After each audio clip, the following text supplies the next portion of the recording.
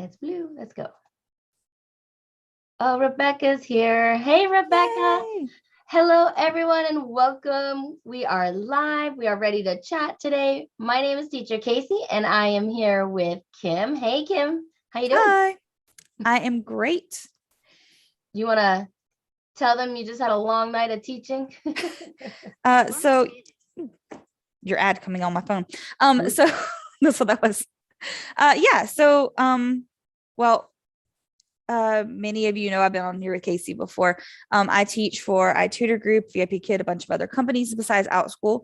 And although VIP Kid is shut down on the weekends, iTutor Group has not. So I had, I don't know, 18, 20, 21, something like that classes last night. I really don't count them because, it just seems like more when you count them. Right. But I did 9 p.m. to 9 a.m. I ended up having a 2-hour break in there. Okay. Straight. So, but then taught all the rest of them. And then I have an Outschool class right before our live today. So yeah, I'll go to sleep after this, maybe. If she can sleep now. Yeah. Oh, that's the problem. Rebecca is here. She has no voice today, so she couldn't come on live, but she is in the chat. Thanks, Rebecca. And if you are here listening, please let us know where you're tuning in from. If you're watching it live, or if you're team replay like me most of the time, type in the chat team replay. We love to have you there as well. So, all right, let's get started. I know I don't want to take up too much of your time, or especially Kim's time. So Kim, maybe next week you need to come and tell us about how to keep a schedule with all those different, between you and Rebecca, with all the different companies. Rebecca, it's called a planner, and that's the only way I survive. I hear ya. I had to be very careful and triple check everything. But anyway, that's for another week. Rebecca said, yep, I am working with iTutor Group 2, Tutor ABC side. Awesome. So yeah, she's talking about the fact that iTutor Group has 2 sides. It has the my brain stopped, Taiwanese side, and then the China side. I'm on the China side. She's on the Taiwanese side. Oh, okay. So they actually had split the company last year sometime. Wow. And so I have China and Japan, students from China or Japan, mostly China. And she has students only from Taiwan right now. Oh, okay. She said pick 1 day per company. That's what I've been doing. Yes. So that's how some people do. I don't. I am very, very specific on how I schedule, but I do not do 1 day per company because that would confuse my poor brain too. So actually I do, like, within a day, I'll have like 3 or let's see, on Mondays I have 4 different companies. Yeah. Most days I have like 3 or 4. Awesome. Well, maybe we need to get together. Maybe next Saturday's live can be all about schedules. Okay, sure. So let's get started. I have lots of experience. Yes, you do.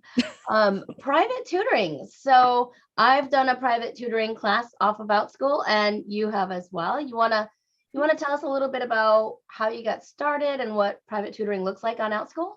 Sure. So I have done private tutoring with other companies before, and I decided I wanted to be able to make a little bit more in less time with Outschool. And I already do a lot of private tutoring with reading with one of my other companies. And so I really enjoy it, but it's hard to stretch for an hour long with just reading or reading comprehension. They want you to throw math and other subjects in writing. I wanted to be more specific because reading is where a lot of kids are struggling, especially with everybody being out for the pandemic and coming back in. And that's where they're losing a lot because they're not getting that one-on-one attention from their teachers who's trying to juggle all this new technology they're not used to using. And so I opened up on Outschool. It's fairly easy. I opened up one-time classes for private tutoring, just make it into a one-time class. And I just put a lot on my schedule. I did morning times and late afternoon. So early morning for homeschoolers, kind of thing, or people who are still working, doing virtual or whatever. Later afternoon for those who are getting out of school, so that I could kind of hit those 2 windows and I still have time in the middle of my day, again, scheduling for homeschooling my own children. So I'm trying to work around their schedule. Wow. Well, I started 2 weeks ago. I just started putting them on my schedule and they started booking. Not a ton yet. Obviously I'm not full yet, but it's starting to book, and it's surprisingly how much they're already booking. Wow. I actually, the very first students I worked with, the mom came on at the end and goes, can you do it 2 times a week, every week for the whole semester? Wow. Sure. So what I did was, so if you have a parent that wants to do that, instead of trying to have them do sign and join one-time classes that anybody could book, you can either make it private, or like I did, I made an ongoing class for her. So it's still private. I only have one learner in it. But I meet with her 2 times a week for 30 minutes, and we just do reading and reading comprehension. We're actually reading a novel and discussing it. So if you are interested in that, you can set your hours. I only do 25 to 30-minute private tutoring. You could do any subject you want, and it gives you that focused curriculum, that focused time. What I do ask is when the parents sign up, I usually message them and say, hey, what specific skills are you looking for? If I don't hear back, then I just open up my Kindle app and I say, let's pick a book and let's read something together. Okay. I have about 200 books on there since my reading crafting Outschool class. I've been adding books every week. So I have about 200 books on there. So they have plenty of things to choose from. I have some nonfiction, some fiction, some lower level, upper level, pretty much all guaranteed to hit somebody that'll like it. Right. And if they tell me ahead of time, I'll also go and look for some specific books if they're interested in something specific. So excellent. So actually, I almost said VIP kid. Outschool has a section in their support, on their support page, specifically for like one-to-one classes and tutoring. So if we don't answer your questions here, you can leave them below and we'll try to find out for you. Or you can go to I went to support.outschool.com and they have a bunch of articles and help things on there. And it talks about creating a new section, add a meeting or meetings for agreed times. This is if a parent has reached out to you wanting private lessons. Keep the section set to private because you can send that parent the link. And that's how I started tutoring my first one. And I have a big monitor. So Kim was in the corner. So every time I talk to her, I feel like I'm looking way off, but I should be looking at my camera. But anyway, so I started teaching handwriting without tears. And handwriting without tears online has been a little tricky with trying to see their grip because they're writing down here. And, my students' parents said that they didn't have the ability to turn the camera or anything. So I have to keep looking here, and I'm always constantly like trying to peek, like I can really see in front of them. But so I decided that private tutoring for that would be better than having a group of kids. So yeah, handwriting without tears was better one-on-one for me. Yeah. See, I don't mind doing writing tutoring. If I was to open up, I might open up those. But I really just like the reading with kids, helping them work on sounding out words, putting it together, asking questions, doing higher order thinking. I trained in this a lot when I was a public school teacher. They actually sent me for trainings to do these kind of things. Right. So I have a lot of experience in that way. And that's always been what I loved. Like I'm great at doing math, but teaching it to someone and breaking it down is not my skill. Right. Like, your weaknesses when you're a public school teacher, and that was not my skill. But I could do reading. I can connect with kids, even in that little 25 or 30-minute window. I can connect with them and I get them talking to me, and the parents, I get comments all the time, different companies like, how do you get the kids engaged that quickly? Right. I've been doing this a long time. I don't know. I mean, it's just something we learned to do. Right. I mean, so when I was a kid, I hated to read. And then as an adult, I was just never a really good reader. So when I started teaching kindergarten, it became like one of my passions to teach because, it was something as a kid, I wished I would have found a love for reading. But my kindergarten or first grade teacher told my parents, I don't care what she'll read, go buy it for her. And the only thing they could get me to read was like Sports Illustrated magazines. And my parents were like, just read, here's some magazines. So I love like sports, anything that had to do with sports. So see, that's exactly what I tell parents. Like when the student I have 2 times a week, her mom's like, we're reading Harry Potter as a family. Well, all right, as an adult, I've tried reading them and they're just hard. If you've seen the movies, they're really hard to read the books. Right. It's hard to get into them because if you've seen the movie, you're expecting certain things to happen. It's really hard to get into them. Right. So as an adult, I know it was hard for me to read the book and sit down and read it. Yeah. And this child wants to play games, wants to watch, wants to do. Mm-hmm. So you have to kind of think of that. You can't just read a book because, oh, everybody's reading it. Right. Just like you said, you have to find something they enjoy. Yeah. She enjoys animals, but mom wants me to focus on more fictional stories. So I have a book I've read with another student. And she's loving it so far because it's about the secret zoo, and she doesn't know what's going to happen yet, but she's getting into like, I wonder what's going to happen. I wonder because what happens in the book, I'll tell you the beginning of it is a girl goes missing. Mm. And so everybody's looking, the other 3 kids are looking for the sister. Oh, yeah. So it's already got intrigue. So you have to find things they'll enjoy. And I always tell parents, it doesn't matter what they read. I'm like your parent, like they were telling you, doesn't matter what they read, just read something, get them reading. It's not about the reading certain books. It's about getting it into them and letting them read. So I would agree with that. My soon to be 21-year-old, crazy. When she was little, she would only read the Rainbow Fairy stories. So I was like, all right, let's get on this. We bought the whole set, just start reading. And she did. She loved it. Mm-hmm.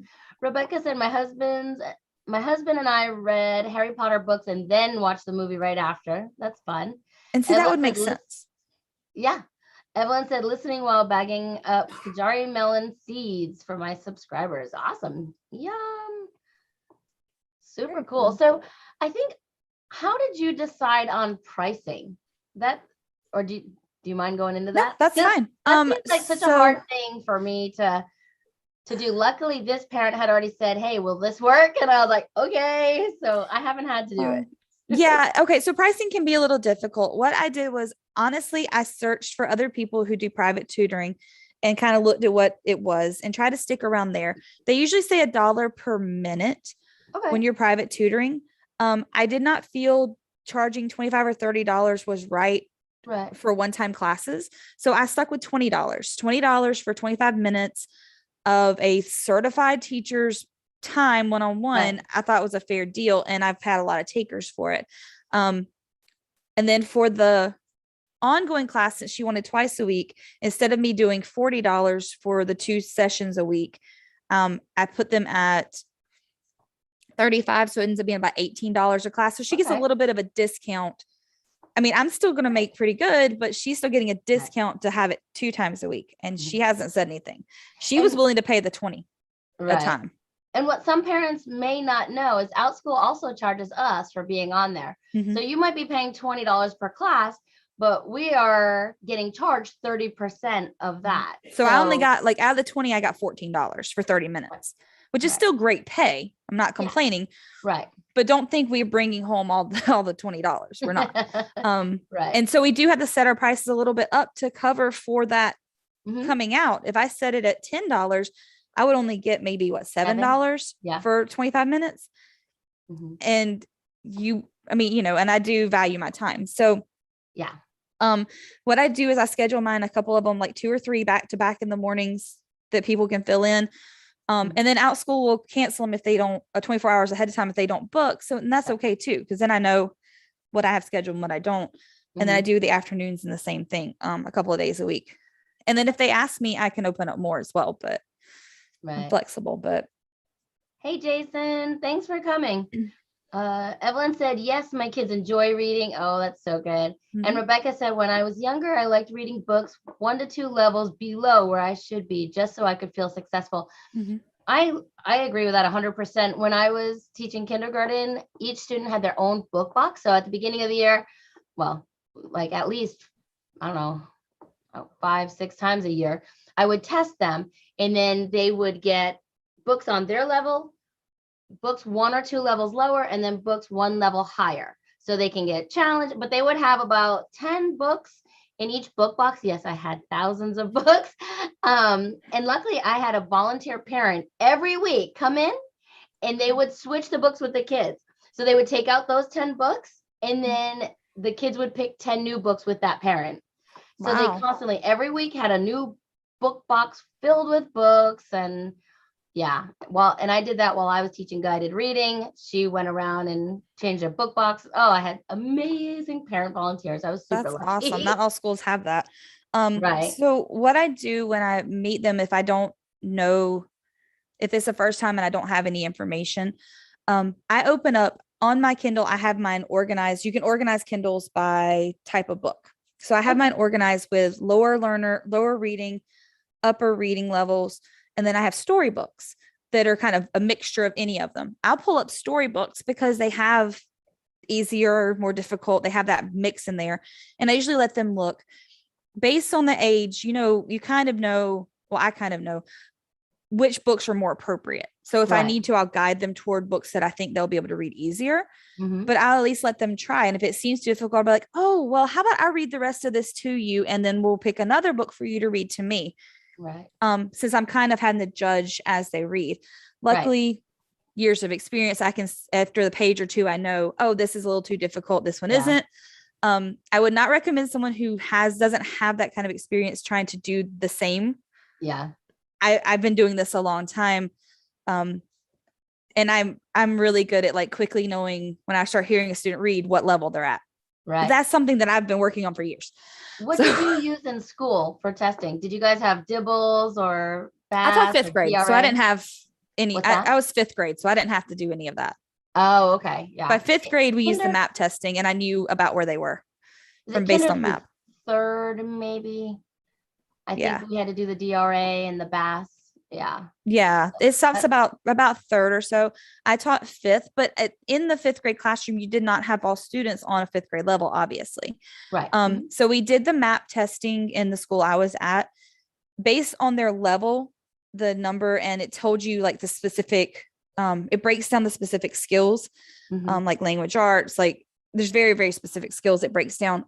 But based on that, I could tell about where the student needed to be read. So I would, and it would actually give you, Matt would give you the Lexile level related to what they could read in the library. So Right. they would have actually, my students would have a card with their Lexile level, and it gave like a wide range. I'd always go a little below, a little above, and they could pick Mhm. out books in that level in the library.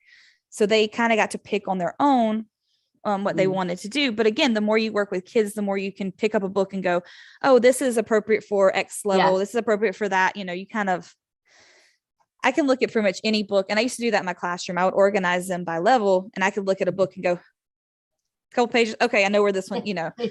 and it'd be right about where the Lexile level was. So you kind of Good.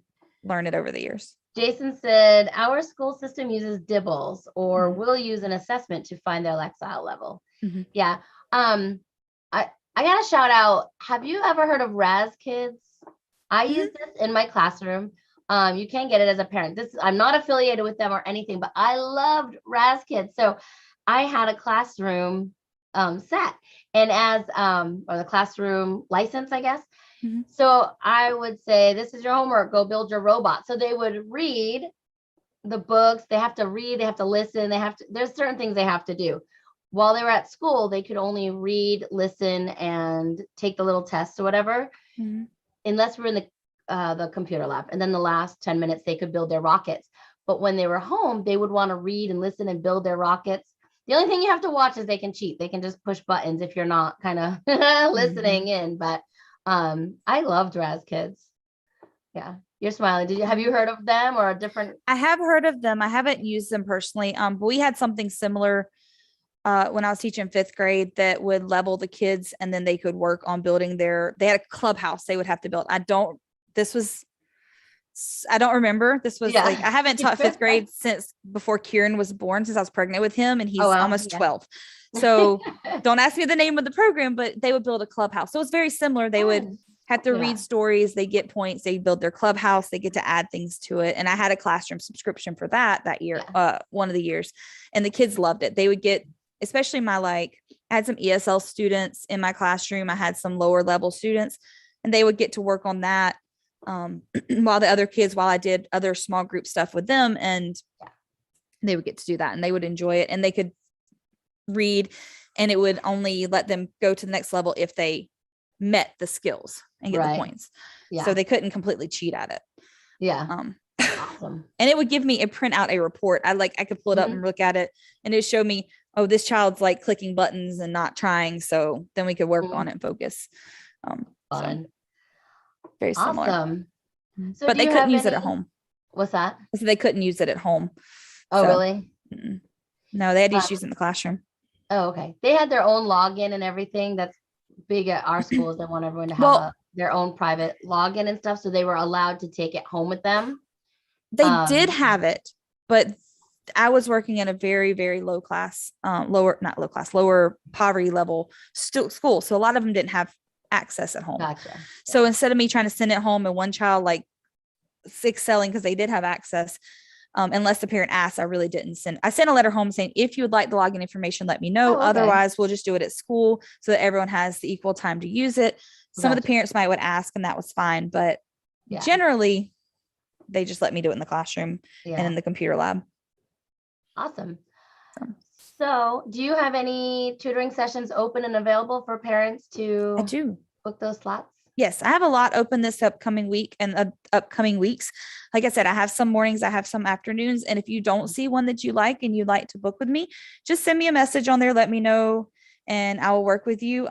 Kind of be comparable to the times I have, because that's the times I'm really available, is either morning or afternoon. But if there's a different day I don't have open, because I do have, like I said, other companies, so I can't always accommodate everyone, but I can try. Right. And so I don't mind helping out and working. And I'd love to work with students. I've gotten a lot of 5-star reviews on them because they like that I'm letting the kids pick. I'm asking them questions. I'm engaging the kids in the lesson. So hopefully, if you need that help, let me know. Yeah. Awesome. Well, thanks, Kim. Anything else we need to tell them about private tutoring online? Teachers, there's lots of information for you. If you have any questions, put them below this video. We'll answer them as best we can. Or like I said, you can go to support.outschool and check out there's articles and different things about how you can get started tutoring for them. That's really about it. Just get on there and do it, have some fun, help some kiddos. And that's about all I have for you today. Awesome. All right. Thank you everyone for being in the chat and hanging out with us, and we'll see you all next time. Goodbye. Bye.